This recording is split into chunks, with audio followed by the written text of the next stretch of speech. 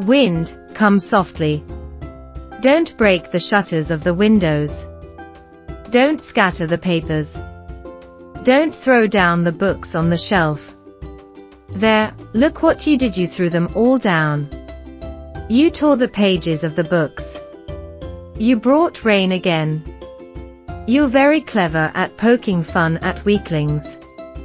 Frail crumbling houses, crumbling doors, crumbling rafters, crumbling wood, crumbling bodies, crumbling lives, crumbling hearts.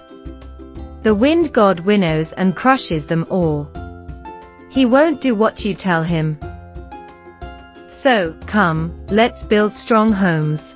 Let's joint the doors firmly. Practice to firm the body. Make the heart steadfast. Do this, and the wind will be friends with us.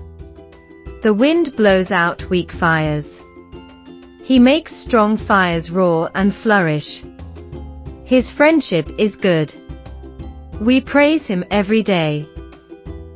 Hi dear, if you like my video lessons, share them to your friends and subscribe my channel KSR English Made Easy. Press on the bell icon and select all to get the notifications of the latest video lessons. Thank you, keep learning.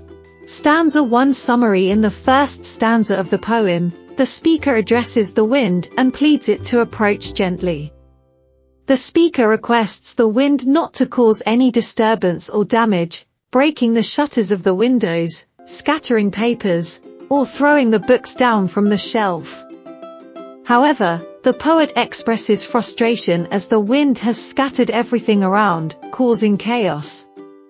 Stanza 2 Summary. In the second stanza of the poem, the poet continues to address the wind. He acknowledges the wind's ability to destruct the weak. The stanza shows a series of crumbling elements: houses, doors, rafters, wood, bodies, lives, and hearts.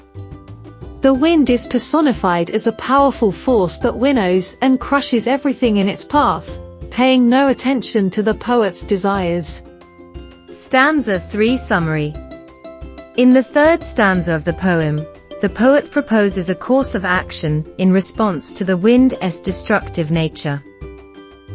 The poet suggests building strong homes and firmly joining doors to withstand the force of the wind.